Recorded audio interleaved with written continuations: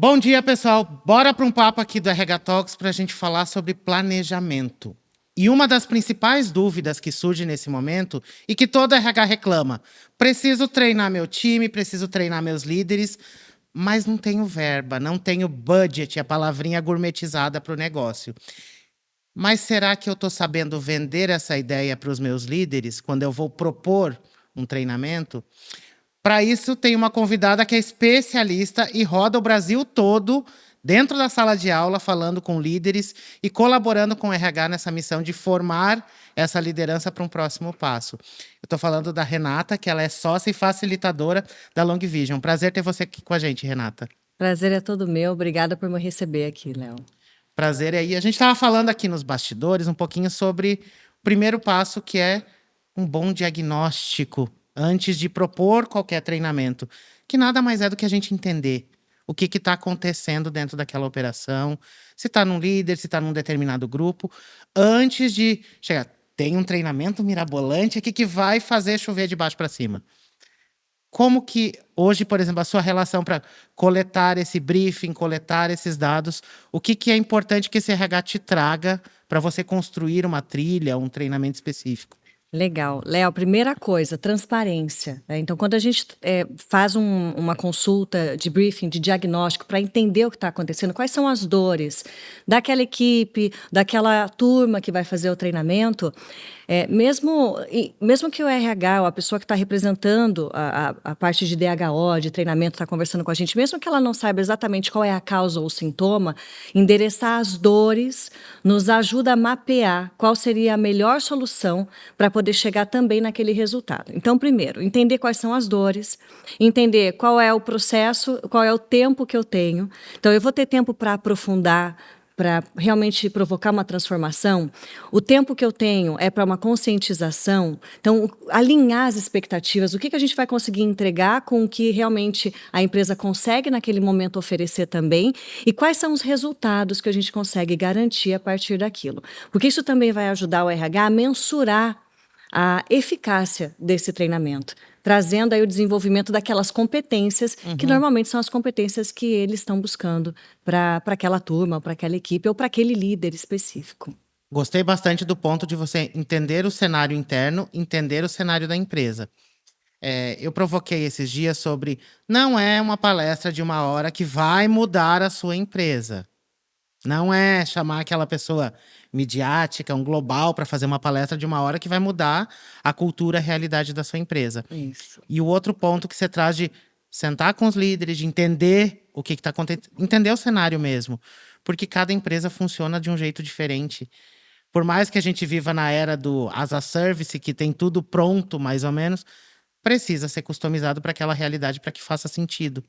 E sentar com o líder, acho que é o papel fundamental que a gente também tem, até para entender o que ele está passando, em qual momento que ele está, e que ele também entenda que eu estou ali para ajudar, e não para botar o dedo na ferida, né? Exatamente. Vai exigir de uma liderança, quando a gente fala em treinamento, um nível de vulnerabilidade, porque quanto mais vulnerável eu for dentro de um processo, mais aberto eu também estou para fazer as mudanças que são necessárias para isso. E entender o quanto de trabalho isso vai me dar e quanto de energia eu vou ter que investir nisso aí. Agora, se não existe esse processo também de confiança, onde o líder também entende que o RH é um trusted partner, é um parceiro confiável que vai apoiar esse processo, a gente não consegue ter entrada, e o RH também não. E isso pode, numa consequência maior, virar uma disputa, que não é o que a gente quer, né? Na verdade, o RH tem um papel muito estratégico dentro da empresa, que é transformar as pessoas na maior vantagem competitiva daquela organização. Só que para isso acontecer, eu preciso estar lado a lado com essas pessoas, com esses líderes, com esses funcionários, para que eu realmente possa apoiar esse crescimento.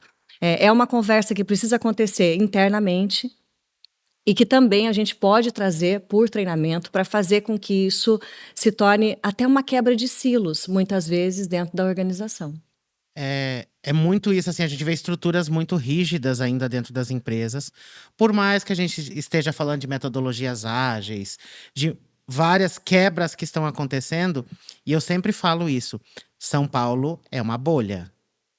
Andou alguns quilômetros fora de São Paulo, a gente vai ver outra realidade, alguns passos atrás que a gente tem. E acho que treinar líderes, treinar pessoas é mover a cultura da empresa. Exato. Que é a coisa mais difícil que tem e que você não compra pronto uma cultura. Ai, que bonitinho, cultura e code aqui, vou botar aqui. Vai começar pelo líder, gente. Acho que um dos erros que a gente comete é não conversar, não explicar e não começar por eles. São eles que são a extensão. Você vai dar as ferramentas, mas no dia a dia, se ele não acreditar naquilo que a Renata está propondo, você está pegando dinheiro e rasgando.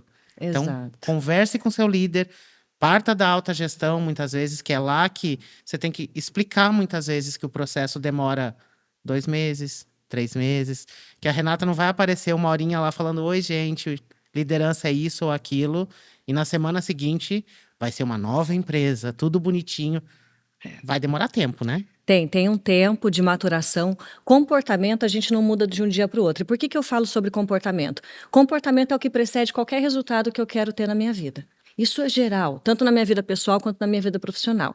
E se dentro de uma empresa o que eu estou querendo com aquela liderança é que ela tenha uma comunicação diferente, é que tenha, vamos pegar uma coisa específica, é que aconteçam feedbacks mais frequentes e espontâneos dentro da equipe dela, isso vai exigir uma mudança comportamental. Uma mudança comportamental não vai ser de um dia para o outro, não vai ser dentro de uma semana. Eu vou precisar de um investimento de tempo, de acompanhamento desse líder para que essa mudança aconteça e mensurando se essa mudança, se as ações que a gente implementou está dando certo para essa mudança acontecer, ou se a gente vai ter que fazer algum ajuste no meio do caminho. Por quê? Pessoas são pessoas, nós somos complexos, perfis são perfis. Tem pessoas que têm um perfil muito mais ágil, dominante, e pode ser que tenham uma resistência a algumas mudanças. Tem perfis que são mais maleáveis, mais flexíveis, e pode ser que essa mudança aconteça mais rápido. Então, como é que a gente pode fazer para entender tudo isso dentro do RH? Primeiro, ter ferramentas de diagnóstico que vão te ajudar a sair um pouco do mundo abstrato das ideias e do feeling, porque muitas vezes quando a gente vai defender uma ideia de treinamento, a gente vai trazer e vai propor essa ideia, existe uma resistência, existe um ceticismo, porque nem tudo eu consigo mensurar ali com uma única métrica. Como é que eu mensuro confiança dentro de uma cultura? Você vai ter que juntar várias coisas. Você vai juntar muita coisa. Então, quando eu tenho uma ferramenta de diagnóstico que me ajuda a entender de uma forma um pouco mais científica o que é que está acontecendo, eu tenho fatos e dados, é muito mais fácil eu vender uma ideia. E aí eu provoco o RH que a ferramenta também tem que estar na gente. A gente entender a lógica por trás antes de qualquer software ou outra coisa. A gente entender aquilo que a gente está fazendo, por quê, até para calibrar a ferramenta de uma forma efetiva. E eu li um post ontem que até me veio à cabeça agora. Eu aprendo muito mais quando me explicam o porquê mais do que o como. Que é o que a maioria das vezes... O líder tem que fazer isso, isso. Por que ele tem que fazer? Exato. Por que tem que ser dessa forma? Por que tem que dar um feedback, por exemplo, a cada 1 mês, 2 meses? Cada empresa tem sua estrutura. Mas o como também ele tem que fazer. Então, explica o porquê que a pessoa tem que fazer aquilo. Por que ela tem que participar de um treinamento? Muitas vezes, dependendo da empresa, o treinamento é visto como punitivo. Você está com problema de clima, você vai para o treinamento e isso expõe também a pessoa. Isso mostra muito da cultura da empresa. Então, que a gente saiba explicar o porquê do que está acontecendo, mais do que o como você tem que fazer. Que quando você fala só o como, para mim, na minha mente, vem só aquela tarefa que você dá um check no final do dia. E muito mais do que quando você entende a relevância daquilo, né? E explicar o porquê também ajuda esse líder a vender essa ideia dentro da equipe dele, porque ele vai precisar da equipe para fazer aquilo acontecer. Quando eu proponho uma ideia para uma liderança, eu posso explicar o porquê e ainda abrir para entender, e o que você acha disso, né? Você tem alguma outra sugestão? E fazer essa construção juntos. Quando eu construo junto com o líder essa trajetória, esse caminho de desenvolvimento, a probabilidade das pessoas comprarem essa ideia é muito maior do que eu chegar com algo pronto e dizer, olha, você tem que fazer isso porque é dessa forma que tem que fazer, é assim que é o correto e é isso que vai levar a gente para lá. Só que pode ser que esse líder, ali dentro do ambiente dele, ele esteja vendo algumas outras coisas que eu, aqui desse lugar, não estou conseguindo enxergar. Não por uma questão de capacidade, mas por uma questão de perspectiva e de tarefas diárias que vão consumindo a gente. Muitas vezes eu não consigo ter esse olhar ali. Chegar com um plano de desenvolvimento um pouco aberto, com escopo um pouco aberto, para junto com o líder traçar esse desenvolvimento, pode ser uma alternativa muito efetiva para você ter a compra da ideia das pessoas ali. É pescar dele, porque às vezes assim, o sistema vai te dar algumas informações que você vai fazer uma análise, o sistema pode trazer algumas visões sobre isso, mas tem coisas que acontecem no dia a dia de uma equipe que não estão na planilha. Ah, a pesquisa de clima daquela equipe tá maravilhosa. Aí você vai lá e vê que, peraí, é uma equipe que tem medo de responder, porque é uma cultura tóxica no ponto que a pessoa não pode falar o que ela pensa. Nem tudo que é muito perfeito, você tem que. Peraí, deixa eu dar uma olhada aqui com calma. E o ponto de tangibilizar, acho que é também um outro ponto que a gente tem como RH aprender muito, mostrar a efetividade de ligar com o resultado do negócio. Eu falo, alguns conteúdos eu já falei sobre isso. Não, mas eu treinei 200 pessoas esse semestre. Ai, foram geradas 500 horas de treinamento. Tá. Isso rendeu o quê para a empresa? Qual a mudança? Melhorou o clima, melhorou a cultura, reduziu o turnover, X pessoas foram promovidas a partir disso. Você tem que mensurar onde que isso levou as pessoas, onde mexeu no ponteiro dessa empresa. Hora de treinamento e pessoas treinadas, para mim é só lista. Não vai explicar muito do porquê aquele investimento. E aí, quando você vai para alta gestão, olhando o RH como estratégico, é isso, é entender como as minhas ações dentro do RH estão auxiliando o resultado, chegar nesse resultado que a gente quer para esse ano e para os próximos anos, porque o RH ele trabalha muito também no médio e longo prazo. Eu estou olhando para essas lideranças, mas eu estou olhando para elas já há 3, 4 anos, o que eu quero dessa organização. Isso é muito estratégico. Para eu fazer isso, eu preciso entender justamente esse treinamento que eu estou fazendo esse ano, o que eu vou ter de resultado dele que vai me ajudar a alcançar o resultado para esse ano. E o que é eu estou semeando, porque a gente vai colher isso no segundo ano, no terceiro ano, acompanhando a linha de crescimento que a gente quer para a empresa e em estrutura também. Em estrutura, em tecnologia. Então, como é que a gente faz isso caminhar junto? Como é que a gente fala dessa forma mais estratégica nas nossas reuniões? Deu para entender que é uma mudança de linguagem nossa como RH, de como a gente se comunica para fora do RH. Exato. É como a gente senta com o líder, senta com a figura mais temida pelo RH, que é o CFO, quando vai pedir budget. Quando, por exemplo, você precisa de uma verba para um treinamento, que você tem que pedir essa verba. Você acredita naquele treinamento, você acha que faz sentido, você acredita que vai dar resultado, mas o budget não está no RH, às vezes está na área de vendas, está na área de marketing, está em outra. E você tem que defender isso. Você entendeu que é uma mudança na forma da gente vender essa ideia. Exato. A gente vende coisas o tempo inteiro. Muitas vezes fala, o vendedor é quem não deu certo na vida virou vendedor. A gente vende tudo o tempo inteiro. Exatamente. E é a hora de eu sentar, Renata. Eu identifiquei esses pontos aqui na sua equipe. Eu acredito que uma alternativa que pode te ajudar a melhorar isso seja um treinamento sobre esse ponto. Você entendeu que você está falando a linguagem daquela pessoa? Eu vi dados, eu entendi a sua dor e eu estou propondo uma possível solução. Faz sentido para você? Isso. Então, é a forma de vender aquilo, não simplesmente um treinamento que... bolei um treinamento aqui que o pessoal vai lá. Lá vem ele com o papo de RH de novo. Isso, e a quebra de objeção também. Trazer a quebra de objeção. Poxa, o que será que essa pessoa pode trazer para mim nessa conversa que pode ser uma objeção para esse treinamento que eu estou propondo? Uma das maiores quebras de objeção que a gente tem para esses treinamentos de desenvolvimento é o turnover. Porque quando a gente olha uma liderança ou uma equipe que não compra a ideia do desenvolvimento do treinamento, quer dizer, como é que está sendo o relacionamento dentro dessa equipe? E a gente sabe que muitas pessoas que deixam as equipes e as empresas fazem isso pela questão do clima que acontece ali dentro. Então, será que está valendo a pena eu não investir em desenvolvimento, mas o gasto que eu estou tendo com novas contratações, com perda de talentos, será que está valendo a pena isso para mim? Então, também entender onde que está doendo e trazer essa informação para poder explicar o porquê que esse treinamento, porquê que esse desenvolvimento é tão importante em termos estratégicos para a organização. Eu brinco que precisamos falar de dinheiros. E às vezes uma coisa que ninguém gosta de olhar, mas que a liderança tem total impacto sobre isso. Você já olhou a quantidade de processo trabalhista que tem na sua empresa? Eles são, na maioria das vezes, por causa de alguma falha quanto empresa ou alguma situação que está ligada a um líder. boa parte delas está ligada a um líder, a um comportamento de um líder. Isso, no final da história, é dinheiro da empresa que está indo embora, que com certeza é mais caro do que investir num treinamento. Exatamente. E quando a gente fala em cultura, a cultura, como você disse anteriormente, ela não é também construída de um dia para outro, porque na cultura eu tenho elementos como valores e competências que eles necessitam de comportamentos para que eles se coloquem dentro da cultura. A cultura ela vem do topo da organização, mas ela se dá na base. O topo é o modelo dos comportamentos. Então, por exemplo, dentro da minha empresa, a cultura que eu coloco, ela está muito atrelada aos comportamentos que eu tenho como liderança, porque as pessoas estão me olhando e estão modelando esses comportamentos.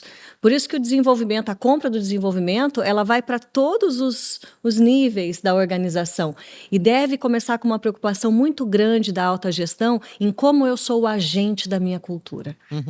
Realmente o que está acontecendo dentro das minhas equipes, da equipe que eu lidero, é o que eu quero espelhar para as demais equipes da empresa? E se esse espelhamento não está acontecendo, o que está acontecendo então comigo primeiro, para que então eu possa cobrar isso das outras pessoas? Então tudo começa ali no topo e, claro, a gente vai acompanhando esse processo aí do topo até a base da organização. Nosso tempo está acabando, eu vou fazer uma pergunta polêmica agora. A gente vem uma geração chegando no mercado de trabalho agora que não quer ser líder. Isso é um efeito claro de uma liderança que não recebeu capacitação, suporte, acompanhamento anteriormente. A geração Z que está aí no mercado, viu a liderança anterior, viu os pais surtando, estressados, trabalhando muito além do limite. E hoje é uma geração que não quer ser líder. Um treinamento pode ser uma ferramenta para despertar o desejo de uma liderança para essa geração?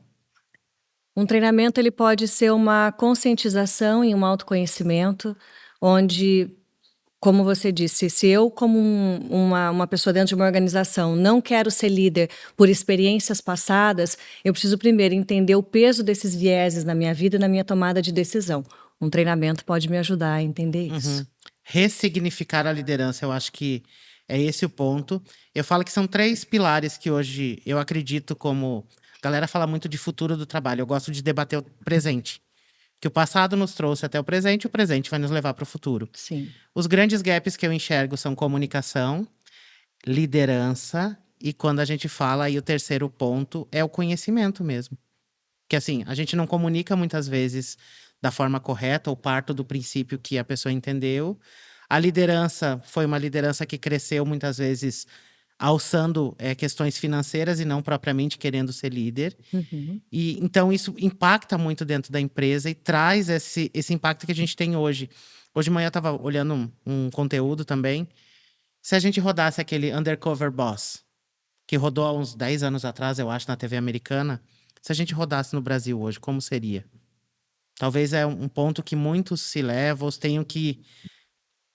Desce, vem ver como é que tá a sua linha de frente, a sua liderança, como que ela tá atuando, para que você também não viva no fantástico mundo de Bob, alimentado apenas por planilhas ou por algo que alguém te disse. De vez em quando, vai lá ver. Senta no refeitório com seu pessoal, conversa com alguém. Isso. Vai te dar um insumo bem bacana da real situação que está a sua empresa. Se aproximar das pessoas, tirar esse medo da hierarquia que pode reduzir tantas informações legais que podem percorrer a organização. Então, às vezes, o que eu vejo é que existe um medo muitas vezes da hierarquia, e eu não me posiciono porque eu tenho medo de ser penalizado, enfim, medo de várias coisas que possam acontecer ali, que pode ser real ou pode ser apenas um medo herdado de outras experiências. E eu, como líder, eu tenho um papel fundamental em criar um ambiente para que as pessoas não se sintam assim. Por isso, falar sobre isso é tão importante. E isso também acolhe essa nova geração. Foi um prazer esse papo, duraria horas. E eu vou deixar um desafio para os nossos RHs que estão assistindo. Cada 15 dias, uma vez por mês, saia da sua sala e sente no meio da operação. Qual vai ser a reação do público, do pessoal que está ao seu redor? Vai ficar assustado, vai ficar com medo?